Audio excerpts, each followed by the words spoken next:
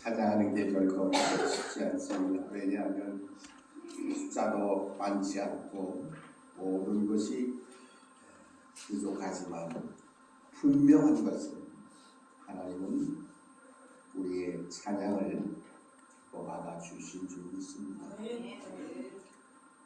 추수 다 끝났나요? 아직 덜 끝났나요? 아직 벼는 다 거의 끝난 것 같은데 콩은 아직 덜 끝난 것 같아요. 아마 들깨도 다 털기는 했긴 했는데 아마 잘 정리가 안 됐을 거예요. 자, 하나님이 올 한 해도 우리들에게 모든 것을 주셨습니다.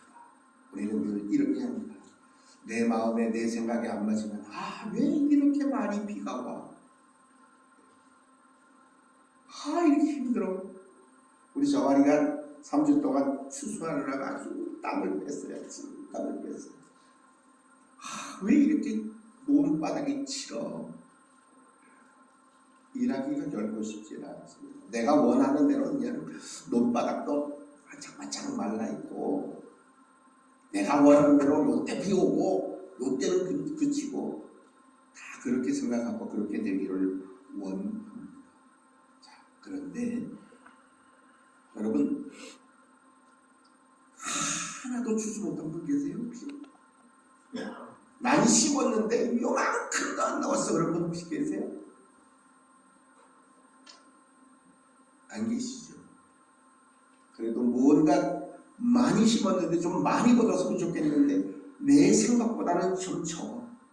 벼도 좀 덜 나오는 것 같고 들깨도 그렇고 무, 배추 이거 좀 잘 됐으면 좋겠는데 비가 너무 자주 와가지고 내 생각만큼 안 됐어.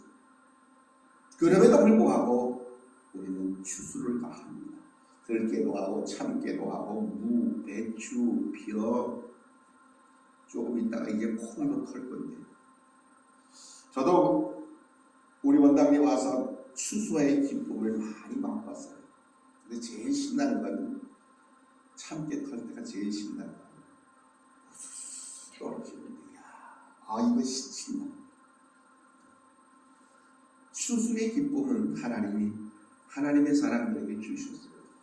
그런데 이런 추수의 기쁨을 전혀 못 느끼는 사람들도 있었더라고요. 오늘 본문 속에 기록되어져 있는 사람들. 오늘 본문에 기록되어져 있는 이스라엘 백성들에게 있어진 일들 가운데에 오늘 성경은 이렇게 말씀합니다. 무화과 나무가 무성하지도 못했고 포도나무에는 열매도 없었고 감람나무에는 소출이 없으며 밭에 먹을 것조차도 없었고 우리에는 양도 없었고 외양간에는 소도 없어지니. 다시 말하면 모든 것이 없는 극한 상황에 처하게 될 거예요. 과연 우리는 어떤 모습으로 어떤 마음으로 어떤 생각을 어떤 말을 하게 될 것일까? 하나님의 사람들이 하나님의 말씀 안에서 온전히 살지 못하고 오히려 하나님 아닌 우상을 숭배하고 그것으로 인해서 모든 것들이 다 사라져가는,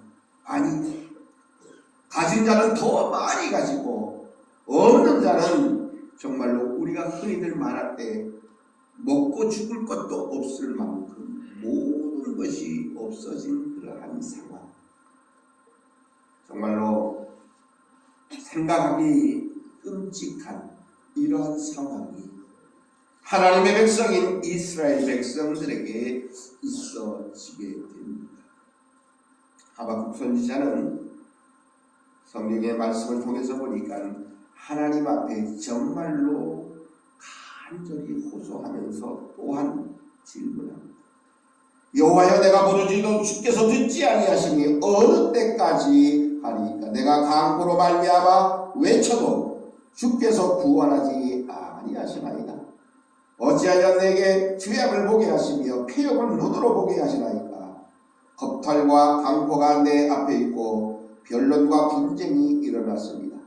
이러므로 율법이 해이하고 정의가 전혀 시행되지 못하오니 이는 악인이 의인을 애워쌌으므로 내가 굳게 행하여 치미다고 이렇게 하나님 앞에 기도하며 호소했던 하박국 선지자의 그 기도에 오늘 하나님의 말씀은 그 기도에 대한 응답이라고 말할 수 있게 됩니다. 아주 신앙적으로 영적으로 개혁했던 요시야 왕이 죽은 다음에 여호야김 시대가 되어 살았는데, 이 여호야김 왕은 선대의 아버지의 신앙을 따라 산 것이 아니라 내 멋대로 내 생각대로 모든 개혁을 다 망쳐놓고 우상을 숭배했고, 그 밑에서 불자들은 가난한 자들을 더 착취하고 억압하는 그러한 삶을 살고 있었던 그때에 하나님이 무섭게 심판하게 됩니다. 그 심판의 모습은 오늘 본문 속에 기록되어져 있는 모습처럼 엄청난 것이었습니다. 하박국 선지자는 이미 그 모든 것을 또한 알 수 있었습니다. 먹을 것이 하나도 남지 아니한 것처럼, 더 나아가서 이제는 이 결과는 자연재해가 아닌 정말로 전쟁으로 모든 것이 축토화되어 버린 그러한 삶의 상황이 닥치게 된다는 겁니다. 어느 정도로 두렵고 떨렸는지 하박국 선지자가 16절에 고백합니다. 내가 들었으므로 내 창자가 흔들렸고 그 목소리로 말미암아 내 입술이 떨렸더라고 이렇게 고백을 합니다. 또 우리가 무리를 치러 올라오는 환난 날을 내가 기다림으로 썩이는 것이 내 뼈에 들어왔으며 내 몸은 내 처소에서 떨리는도다. 창자가 떨리고 입술이 떨리고, 더 나아가서 이제는 내 온몸이 두려움과 무서움에 이제는 요동치는 그러한 상황. 그런데 더 안타까운 것은 오늘 17절에 기록되어져 있는 말씀 속에 나타났습니다. 아무것도 없습니다. 우리는 그래도 비가 아무리 많이 왔어도 논바닥이 이제는 질퍽거려도 추수는 다 합니다. 어떻게 해서라도 추수를 다 하지요. 벼도 추수하고 무배추도 추수하고 또 들깨 참깨 콩도 다 추수하게 될 것입니다. 어쩌면 먹을 것이 없어서가 아니라 너무 많아서 걱정이기도 합니다. 무엇을 골라 먹을까? 그런데 이스라엘 백성들에게는 그런 아무것도 남아 있지 아니하다고 오늘 성경은 말씀합니다. 무화과나무의 열매도 없고 포도나무도 그렇고 감람나무의 모든 소출이 다 없어져 버립니다. 밭에는 먹을 것조차도 없고 이제는 우리는 양도 외양간에는 소도 없어지는 정말로 극한 상황의 처지가 되어 버립니다. 이런 상황이 우리들에게 있어진다면 우리는 과연 어떻게 하시겠습니까? 하나님 도대체 어떻게 이렇게 우리를 이렇게 만들 수 있습니까? 이렇게 굶주리게 할 수 있습니까? 라고 혹 불평하고 원망하지는 않습니다. 그런데 오늘 이러한 상황 속에서도 하박국 선지자의 고백은 너무너무 우리를 다시 한번 돌아보게 만들어줍니다. 18절을 함께 봉독해 보겠습니다. 시작. 나는 여호와로 말미암아 즐거워하며 나의 구원의 하나님으로 말미암아 기뻐하리로다. 아멘. 과연 이런 고백이 우리들의 입술을 통해서도 나올 수 있습니까? 하박국 선지자는 생존권이 박탈될 정도의 그러한 현실적인 이 상황 속에서도 위기에 빠져 있음에도 불구하고 하나님을 향한 변함없는 확고한 신앙을 온전히 드러낼 수 있었던 것. 내 마음대로 안 되면, 내 뜻대로 되어지지 못하면 우리는 얼마나 쉽게 하나님을 또 그 하나님에 대해서 불평하고 원망하고, 왜 하나님이 살아계시다면 나를 아닌 하나님의 백성들은 왜 이렇게 힘들게 만드냐고, 정의는 어디 갔느냐고 그렇게 불평하고 원망하고 있지는 않은지. 이제 그럼에도 불구하고 하박국 선지자는 하나님 앞에 이렇게 고백합니다. 다 없습니다. 그럼에도 불구하고 나는 여호와로 말미암아 즐거워하고 나의 구원의 하나님으로 말미암아 기뻐하겠노라고 고백하고 있다는 사실. 많은 사람들이 감사를 드립니다. 그런데 그 감사는 무언가를 가져서 어떠한 상황과 형편에 대해서 조건에 맞는 감사를 드리느냐, 아니면 오늘 하박국 선지자와 같이 조건은 아니지만 존재에 대한 감사를 드리고 있느냐 하는 겁니다. 많은 사람들이 아니요 목사님 틀렸어요, 없으면 감사가 없어요 라고 말하는지도 모릅니다. 뭔가 있어야 하나님 앞에 감사하지, 아무것도 없는데 무슨 감사를 드립니까? 라고 오히려 저에게 반문할 분도 있을 겁니다. 그러나 우리 그리스도인의 감사는 조건에 맞춘 감사가 아닙니다. 있어서 하는 감사가 아닙니다. 하나님의 존재에 대한 감사를 드리는 자들이 성숙한 그리스도인이라는 사실입니다. 여러분, 제가 질문 한 가지 합니다. 평생에 나는 건강하게 한 군데도 안 아프고 살아갈 자신이 있습니다 하는 분 계십니까? 난 평생에 한 번도 안 아파, 한 번도 문제가 없어, 그렇게 살아갈 자신이 있는 분이 계시나요? 자신 있는 분이, 자신은 혹 있었는지 몰라도 그렇게 사는 사람은 없습니다. 내가 원하는 것은 안 아프기도 하고 또 잘 되기를 원하는 마음은 있지만 그런 삶을 사는 사람은 없습니다. 조건은 때로는 있기도 하고 없어지기도 합니다. 건강할 수도 있지만 건강하지 못할 때도 있습니다. 가진 것이 많을 때도 있지만 가진 것이 다 생각지도 않게 소멸되어지고 사라지고 없어지고 빼앗김을 당할 때도 있다는 거예요. 이런 조건에 따라서 하나님 앞에 감사하는 것은 온전한 감사가 아닌 것입니다. 이래서 있어서 감사하고 건강해서 감사하고 안 아파서 감사하고 뭐가 잘 돼서 감사하고, 물론 감사해야죠. 그러나 그 감사는, 우리의 그리스도인들의 감사는 조건에 맞춘 감사가 아니라 오늘 하박국 선지자의 고백과 같이 다 없어도 나는 여호와 하나님으로, 나는 구원의 하나님으로 나는 기뻐하고 즐거워할 수 있습니다 라고 고백해야 한다는 사실이에요. 우리 성도님들의 삶의 모습이 이런 삶의 모습이 되어져야 합니다. 전쟁에서 패하게 되면 있는 것들을 다 빼앗겨요. 우리 대한민국은 이미 여러 번 경험해서 알지. 최근 근자에는 일본에 이제는 식민지를 당할 때에 있는 거 다 공주에 가잖아요.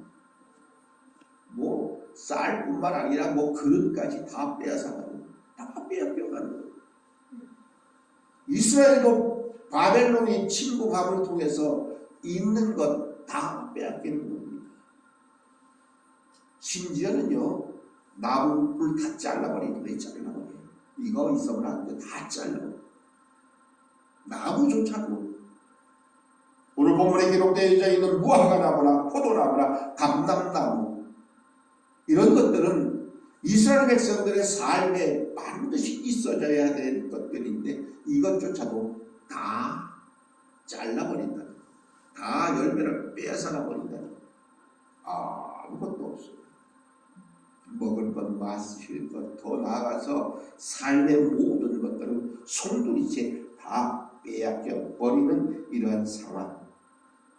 그런데 그럼에도 불구하고 하박국 선지자의 고백은 놀라운 믿음의 고백이 아닐 수 없는 것입니다. 그는 분명히 고백합니다. 나는 여호와로 말미암아 즐거워하며 나의 구원의 하나님으로 말미암아 기뻐하리로다. 그리고 더 놀라운 것이 또 오늘 본문 속에 기록되어 있습니다. 여러분들에게 이런 모든 있는 것들이 다 사라지면 여러분들은 과연 어떻게 고백을 하겠습니까? 여호와를 위하여 기뻐하고 즐거워할 수 있겠습니까? 그런데 하박국 선지자는 한술 더 떠서 19절에 이렇게 고백을 합니다. 19절을 함께 보도록 합니다. 시작. 주 여호와는 나의 힘이시라. 나의 발을 사슴과 같게 하사 나를 나의 높은 곳으로 다니게 하시리로다. 아멘. 아무것도 없는데 있는 거 다 빼앗겼는데 흔히들 말할 때 가장 우리가 힘들 때 말할 때 먹고 죽을 것도 없는 그런 상황 속에서 여호와로 말미암아 즐거워하며 구원의 하나님으로 말미암아 기뻐하리로다 고백함과 더 나아가서 주 여호와는 나의 힘이시라 하면 이렇게 고백할 수 있겠느냐. 그리고 구원의 하나님으로 말미암아 기뻐할 수 있다고 고백하는 이 모든 고백은 바로 하박국 선지자의 고백이 아닌 지금 이 시대를 살아가는 우리 하나님의 백성인 우리들의 곧 나의 여러분들의 분명한 믿음의 고백이 되어져야 한다는 것입니다. 아무리 포도나무에 열매가 없고 밭에 먹을 것이 없으며 우리의 양이 없고 또한 외양간에 소가 없다 할지라도 여호와로 말미암아 즐거워할 때에 우리는 조건적인 감사에서 온전히 탈피할 수 있게 되는 겁니다. 하나님이 우리들에게 말씀합니다. 하나님은 당신의 아들을 포기하고 구원하실 정도로 하나님이 사랑하시는 하나님이 사랑하시는 여러분들 그 자체, 그 존재 자체로 감사할 수 있게 되는 겁니다. 하나님이 하박국 선지자의 이 고백을 듣고서 분명히 말씀합니다. 두려워하실 것을 말씀하실 것입니다. 그리고 원망하며 살 필요가 없음을 말씀하실 것입니다. 내가 너를 위해서 나의 아들을 주지 않았냐? 그래서 이제 너는 내 자녀가 되었으니 나의 사랑으로 인해서 기뻐하고 나의 사랑으로 인해서 감사하려구나. 주님 하나님은 우리들에게 그렇게 말씀하고 계실 것입니다. 우리의 감사는 조건이 아닌 존재로서의 감사로 가득 채워진 우리들이 되어져야 합니다. 무엇 때문에 하는 감사가 아니라 그리 아니하실지라도 그럼에도 불구하고의 감사가 우리 하나님의 백성들의 입술 속에서 오늘 고백되어진다면 우리 하나님은 우리의 감사를 온전히 기뻐하다 주실 줄 믿습니다. 매일매일의 삶의 모습 속에서 어떠한 것을 가져서 하는 조건의 감사가 아닌 하나님이 나를 사랑하신다는 그 사실만 가지고도 우리 하나님 앞에 온전히 감사하며 기뻐하고 즐거워하는 삶을 살아가는 우리 원단 공동체의 모든 하나님의 백성들 되시기를 주님의 이름으로 축복합니다. 기도하겠습니다.